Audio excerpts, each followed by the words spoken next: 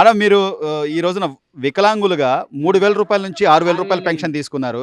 అంటే చంద్రబాబు నాయుడు గారు ఆలోచిస్తే ఏదైనా చేయాలంటే అసలు ఎవరికి అది ఉపయోగపడాలి అని ఆలోచించే వ్యక్తి.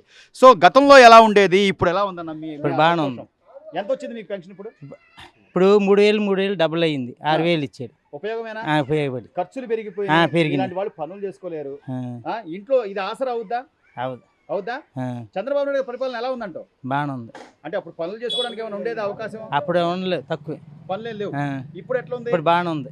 దానికి కొద్దిగా 6,000 ఆసరా అవుతుందిగా, అవసరం అవుతుంది, ఖర్చులకు ఉపయోగపడుతుంది. ఉపయోగపడుతుంది. డబ్బులు పరిహార పథకం కూడా వెళ్తాడు ఈయన. చాలా డబ్బులు వచ్చినాయి. సో ఇప్పుడైతే కొంచెం ఉపయోగపడుతుంటావు. మరి ఎతనికి చెప్పండి ఎక్కువకుండా అవును. రాజధాని ఆల్రెడీ నాకు ఉంది. 3 కోట్లు అడిగారు అప్పుడు జగన్మోహన్ రెడ్డి అప్పుడు. అదే పొలం వాళ్ళ 10 కోట్లు అడుగుతున్నారు. ఏమన్నా నేను నాకుంది రాజధానిలో. ఇదే కదా బాబాయ్ ఆర్థిక డెవలప్మెంట్ అంటే. ఒక వ్యక్తి ఏదో ఒక వ్యక్తి లాభపడుతున్నాడని కాదు. నువ్వు అమ్మినా కొన్నా నువ్వు ప్రభుత్వానికి ట్యాక్స్ కడతావు. ప్రభుత్వానికి ట్యాక్స్ కడితే అది ప్రభుత్వ ఆదాయమే. ఈ ఆదాయంతో ప్రజలకు ఏమన్నా మౌలిక వస్తువులు కల్పిస్తారు. ఈ చిన్న లాజిక్ తెలియకుండా ఆయన ఎంతసేపు దాని మీద ఒక కులం పేరు పెట్టేసి అది కమ్మ రాజధాని అని చెప్పి 3 రాజధానులు అని చెప్పి 3 రాజధానులు ఏమన్నా చేశాడా? ఏమి చేయలే. అక్కడ వైజాగ్ లో కట్టించుకున్నాడు ఆయన. ఋషికొండ బోడిగుండు చేసి కట్టించాడు. అదే జగన్మోహన్ రెడ్డికి శాపం. అదంతా జనాలకు తెలియదా? తెలుసు అమ్మా, మీకంటే ఎక్కువ తెలుసు జనానికి. ఇక్కడ కూర్చున్న వాళ్ళకి ఎక్కువ తెలుసు. బోడిగుండు అక్కడ కొట్టాడు. చంద్రబాబు నాయుడు గారిని అరెస్ట్ చేసి 52 రోజులు జైల్లో పెట్టించాడు. కొడాల నాని గారు భువనేశ్వరిని బూతులు తిట్టాడు. ఇదే కృష్ణా జిల్లాలో పెంచింది చంద్రబాబు మాకు తెలిసిన వరకు. కానీ అసలు ఇది కాదు కదా రాజకీయం. గతంలో రాజశేఖర రెడ్డి గారు కూడా పరిపాలన చేశాడు. ఏదైనా మంచిని కొనసాగించేవాడు ఆయన అయితే. అంతేగాని ఒక వ్యక్తిని టార్గెట్ చేయడం లేకపోతే ఇంట్లో వాళ్ళని తిట్టడం. ఇదే పెద్దిరెడ్డి రామచంద్రారెడ్డి 9,000 చిల్లరే. కలెక్టర్ ఆఫీస్ ఖాళీ ఉంటుందా అక్కడ? అంతా బాధ్యతలే. చంద్రబాబు నాయుడు గారు దాన్ని ఎంతవరకు నెరవేరుతాడో. ఏ సొత్తాడా అదే సొత్తాడా? మరి దాన్ని జగన్మోహన్ రెడ్డి దాన్ని కూడా కామెడీ చేసేసి పెద్దిరెడ్డి చంద్రబాబు ఇద్దరు క్లాస్మేట్లు. పెద్దిరెడ్డి కొట్టాడంటే అప్పట్లో, అందుకని పగబట్టాడు చంద్రబాబు. ఏదో ఒకటి సృష్టి చెప్పాలిగా. చెప్పపోతే ఎట్టాగు? వాళ్ళిద్దరు క్లాస్మేటే, ఒక జిల్లా వాళ్ళే, ఒకసారి రాజకీయంలోకి వచ్చిన వాళ్ళే. ఆయన చేయలేదుగా. రాజశేఖర రెడ్డి గారు అటు చేయలేదుగా. రాజశేఖర రెడ్డి ఇద్దరు ఒక పార్టీలోనే ఉన్నారుగా. ఈడెందుకు చేశాడు పెద్దిరెడ్డి రామచంద్రారెడ్డి? అసలు కాదు, మొత్తం రాష్ట్రం మొత్తం వెళ్ళింది 13 జిల్లాలో పెద్దిరెడ్డి రామచంద్రారెడ్డి. జగన్మోహన్ రెడ్డి బినామీ. మొత్తం కోరీలు గాని మందు షాపులు గాని మొత్తం ఆయనగా చేసింది. బొమ్మ మీద రాయా అంతే. బొమ్మ మీద రాయి చెప్తే చాలు. తెలుసు. టీవీలు బోలని ఛానల్ ఉన్నాయి. ఎన్ని ఛానల్ ఉన్నాయి అన్ని ఛానల్ చూస్తున్నారు వాళ్ళు జనం. మామూలుగా చూస్తలా. 250 పెంచుకుంటూ వచ్చాడు చంద్రబాబు నాయుడు గారు. ఒకేసారి 1000 రూపాయలు పెంచడం ఇలాంటి పెద్ద వాళ్ళకి ఎంతవరకు ఉపయోగపడుతుంది? బాగా ఉపయోగపడుతుంది. ఇప్పుడు పని చేయలేనటువంటి వాళ్ళకి కాస్త మరి ఇంటి దగ్గర ఇప్పుడు ఈ పెన్షన్ అనేది ఉంటే కదా పిల్లలు కూడా కాస్త ఇచ్చారు అనేది చూస్తారు. జాగ్రత్తగా మంచిగా ఉంది. పిల్లల్ని పెంచి కష్టపడి పోషించి పెద్ద చేసిన వాళ్ళు చూడలేరుగా, అందరూ చూసోడలేరుగా. ఇవన్నీ ఆధారం చేసుకుని ఇప్పుడు కొడుకు మన కొడుకు అయినా కోళ్ళ చూడాలిగా. ఆ కోడలు అనేది కథ ఆశతో మా మామ ఏదో ఇచ్చాడు, మా అత్తగారు ఇచ్చింది అని కొద్ది ప్రేమగా చూస్తారు. 4 చంద్రబాబు గారు ఒక పెద్ద దిక్కులకి ఉపయోగపడినట్టే. చంద్రబాబు గారు వీళ్ళకి ఉపయోగపడినట్టు, ఈ పెన్షనర్లకి బాగా ఉపయోగపడినట్టు.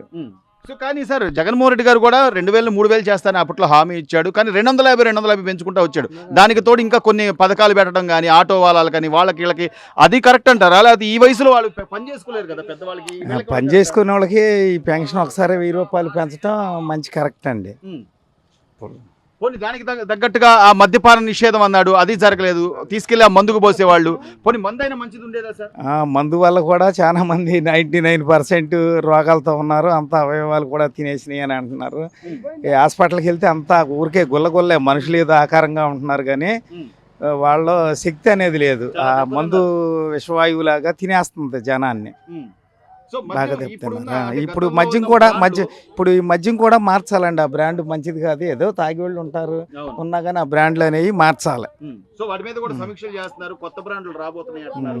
అంటే అంటే మంచిది, మనిషికి దెబ్బ ఇది లేకోకుండా అది కాస్త అలవాటు కాబట్టి, తప్పదు అలవాటు కాబట్టి తప్పన తాగేవాళ్ళు అది తాగందే ఉండలేనటువంటి వాళ్ళు అలాంటి వాళ్ళు ఉన్నారు. అలాంటి వాళ్ళకి ఏదో మంచి బ్రాండ్ ఇస్తే మంచిది. సో ఈ 2 నెలల నుంచి చూస్తున్నారు సార్, మీరు పరిపాలన చూస్తున్నారు.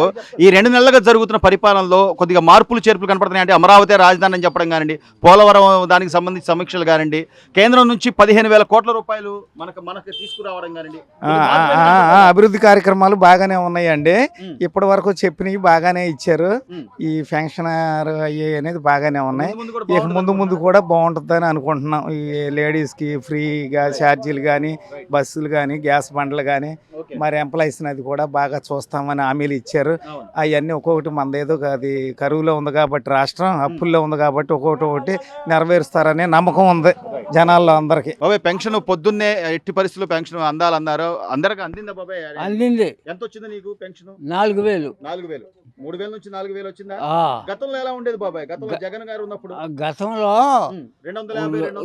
250 250 2 సంవత్సరాలు చేసినాక ఇచ్చాడు. 500 కలిపాడు, మళ్ళీ చివరిలో అయిపోయేటప్పటికి 500 కలిపాడు. అవును. వీళ్ళ మొదటి నుంచి కాడా ఉమ్.